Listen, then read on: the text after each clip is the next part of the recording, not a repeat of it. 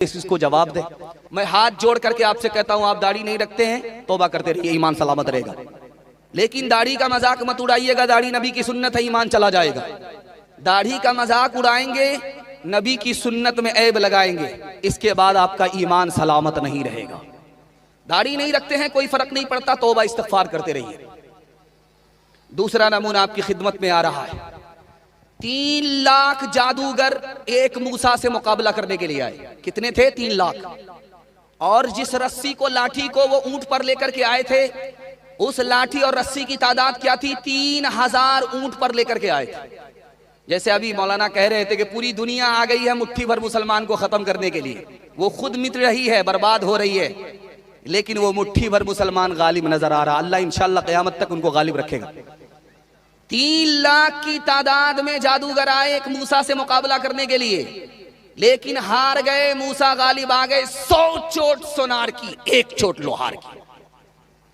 अब हजरत मूसा ने कहा कि मेरे परवरदिगार, ये मुसलमान हो गए, फिरौन मुसलमान नहीं हुआ।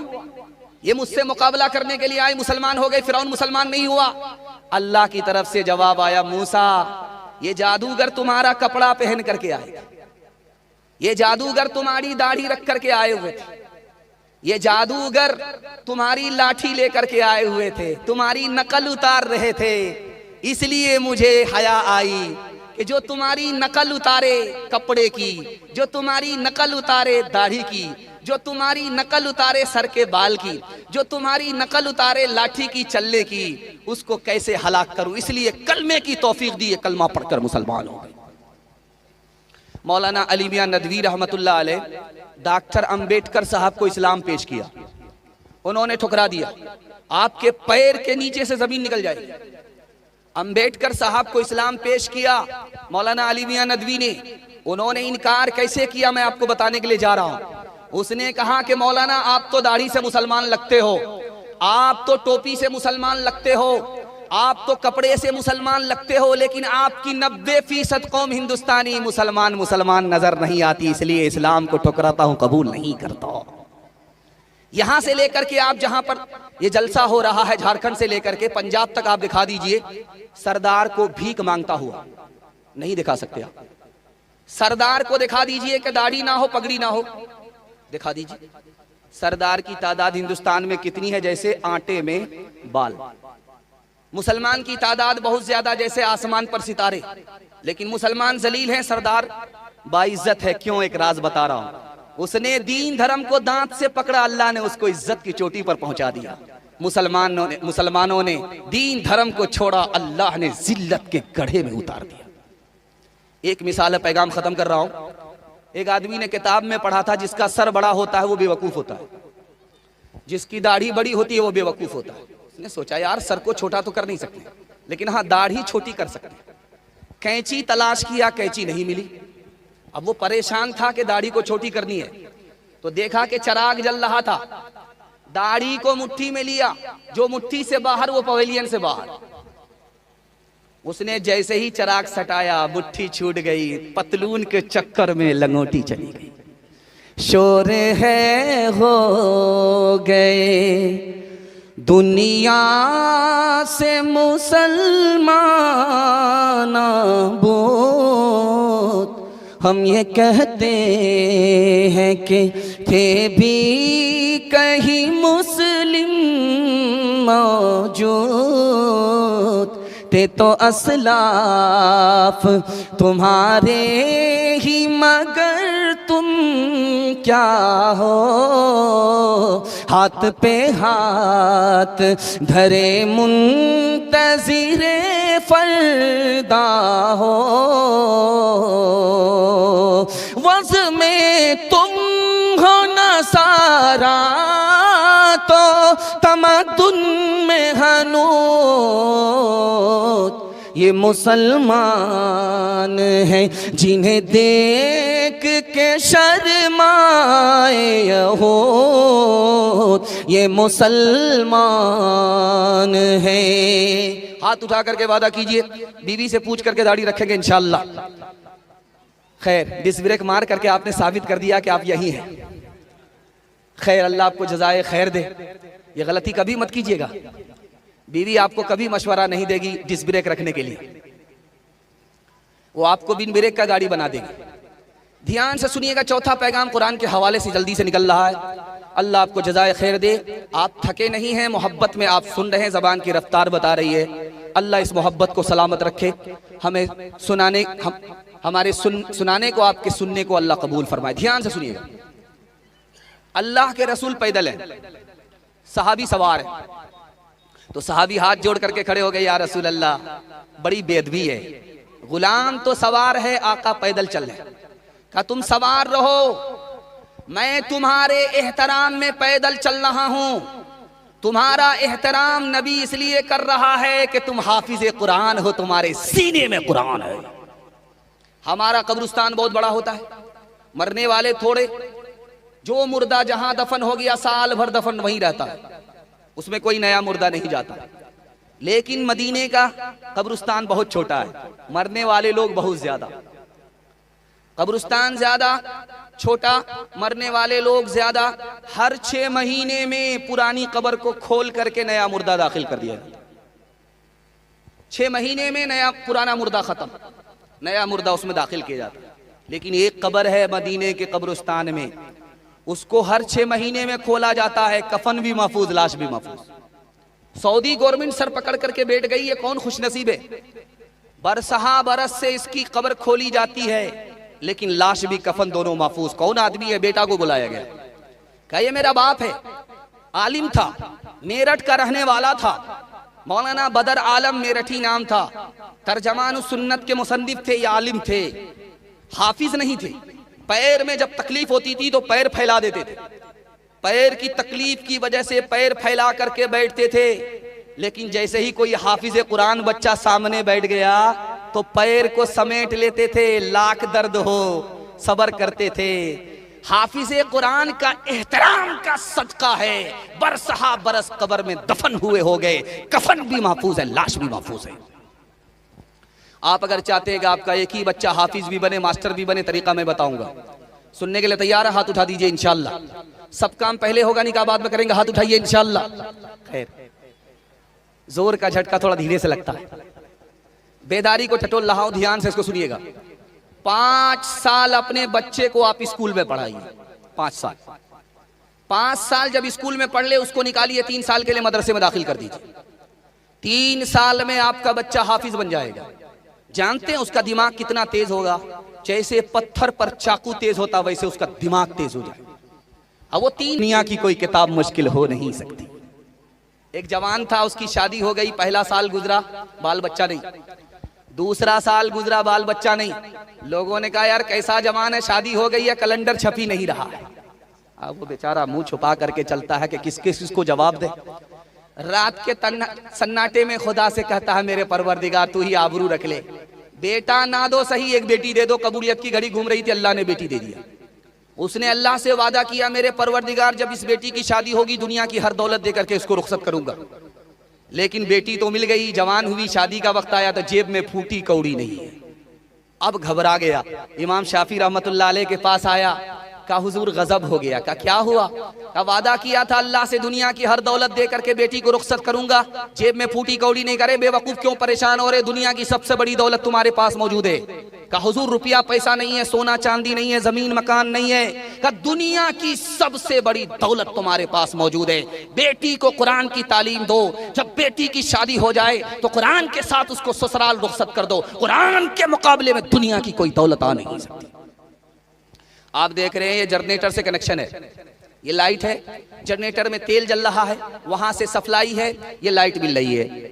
लेकिन आज से 150 साल पहले के दौर को याद रखिए, डिबिया जलता था और लोग गर्मी पसीना खुश्क करने के लिए ताड़ का पंखा झेलते थे।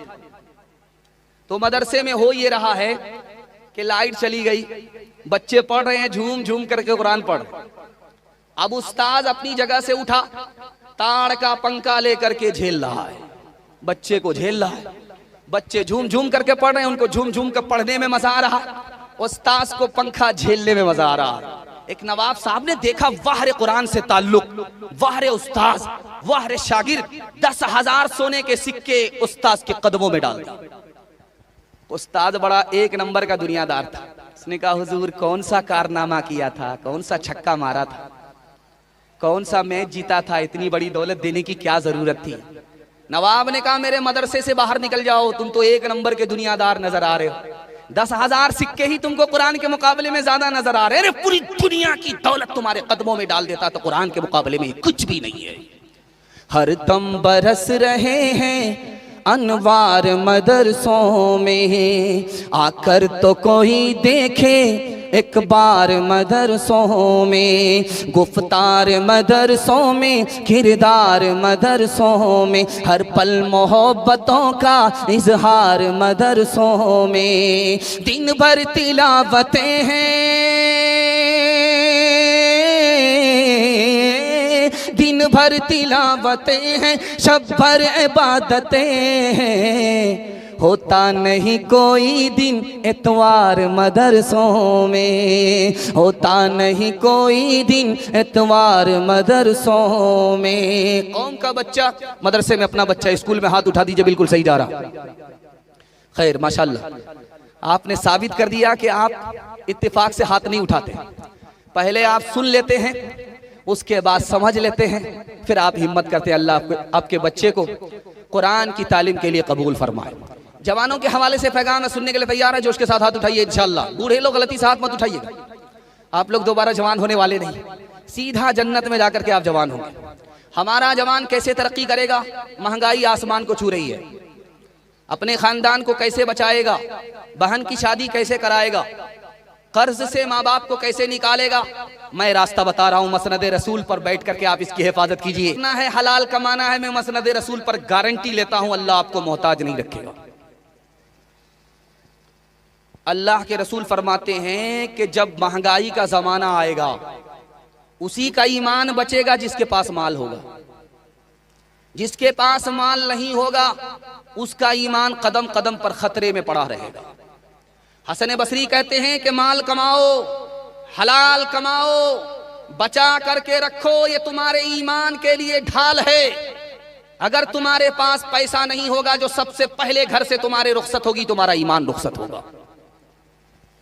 अल्लाह के रसूल के साहबी है हजरत उमर, मस्जिद आए तो देखा एक जवान दुआ कर रहा, अल्लाह छप्पर फाड़ करके दे दो, लूट करके लाए, कूट करके खाएं। हजरत उमर ने सुन लिया, ओ जवान क्या दुआ कर रहा था। अब जवान सख्ते में पड़ गया, जबान खुल ही नहीं रही है। कहा आसमान से अल्लाह सोना नहीं बरसाता, आसमान से अल्लाह चांदी नहीं बरसाता। ओ जवान, अल्लाह के घर में दुआ करने के बाद तुम्हारी जिम्मेदारी खत्म नहीं होती। अल्लाह ने आसमान से रोजी जमीन में फैला दी है, मस्जिद में दुआ करो और दुआ के बाद जमीन पर मेहनत मजदूरी के लिए फैल जाओ, इसके बगैर कोई चारा नहीं है। एक तजर्बे की बात है, आप देखेंगे रात में सन्नाटे में टॉर्च मारिए जमीन पर, तो देखिए कुछ चले या ना चले, जमीन पर चूटी चलती रहती है। रात का सन्नाटा है, कहीं पर रोशनी नहीं, अंधेरा ही अंधेरा। आप टॉर्च मार करके जमीन पर देखिए तो चूटी चलती ही भी नजर आएगी। क्यों? सुलेमान अलैहिस्सलाम ने जवानों से कहा, अगर बचना चाहते हो, खानदान को बचाना चाहते हो, अपने ईमान को बचाना चाहते हो, तो चूटी से सबक लो। वो रात दिन मेहनत कर रही है, क्यों? कि सर्दी के जमाने में बाहर निकलना मुश्किल होगा, बारिश के जमाने में बिल में रहना होगा, बिल से बाहर निकलना मुश्किल है। उस चूटी की समझदारी को देखो, रात दिन मेहनत करके अपने पूरे खानदान की हिफाजत के लिए रात में भी मेहनत कर रही है, सुबह भी मेहनत कर रही है, रोजी तलाश करने के लिए। आप देखेंगे कि किनारे किनारे लोग खड़े रहते हैं, हट्टा कट्ठा उल्लू का पट्टा, भीख का कटोरा हाथ में लेकर के कहता, अल्लाह के नाम पर दे दो, अल्लाह के नाम पर दे दो। सर अलग उछालता है और कटोरा अलग उछालता है। एक आदमी बोला, अरे अट्ठा कट्टा है, उल्लू का पट्टा है, तुमको तो काम धंधा करना चाहिए, काफी रख लीजिए। कहा अच्छा ठीक है, मैं काम पर रखता हूँ। भांगते हो? कहा कि मैं तो नेशनल फकीर हूँ, मेरा बाप दादा इंटरनेशनल फकीर था। कर तो भी तरक्की दुनिया में, असबाब तिजारत पैदा कर तू भी तरक्की दुनिया में, असबाब तिजारत पैदा कर तू भी तरक्की दुनिया में, कर तू भी तरक्की दुनिया में, असबाब तिजारत पैदा कर। कारून की दौलत ठुकरा दे, उस्मान की दौलत पैदा कर। कारून की दौलत ठुकरा दे, उस्मान की दौलत पैदा कर। हमारा जवान 1 साल में 10 साल आगे निकल जाएगा। राज मैं बता रहा हूं, सुनने के लिए तैयार है? जोश के साथ हाथ उठाइए इंशाअल्लाह। शादी फ्री में नहीं करेंगे, हाथ उठाइए इंशाअल्लाह।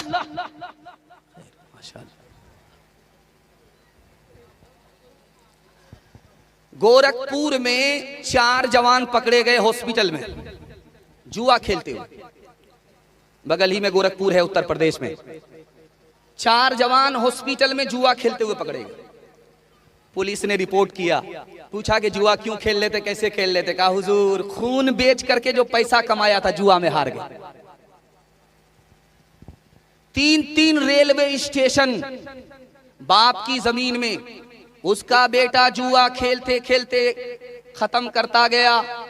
नतीजा ये हुआ कि जिसके बाप की जमीन में 3 रेलवे स्टेशन थे, उसका बेटा उसी जमीन में खड़ा होकर के भीख का कटोरा लेकर के भीख मांग रहा था। एक जवान को जोश था, पैसा था, जुआ खेलने लगा। 19 घंटे जुआ खेलता रहा। 19 घंटे में 75 लाख रुपए हार गया। अब उसका पैर ही नहीं उठ रहा है। घर जाने के लिए उसका दिमाग ही काम नहीं कर रहा। हार करके सोग में जब वो जुआ खाने से निकला तो सोचा इस काले मुंह से क्या अपने घर को मुंह दिखाऊं। उसने रिवाल्वर निकाला, सीधे सर पर गोली ठोक दी। धोबी का गधा, न घर का रहा न घाट का रहा।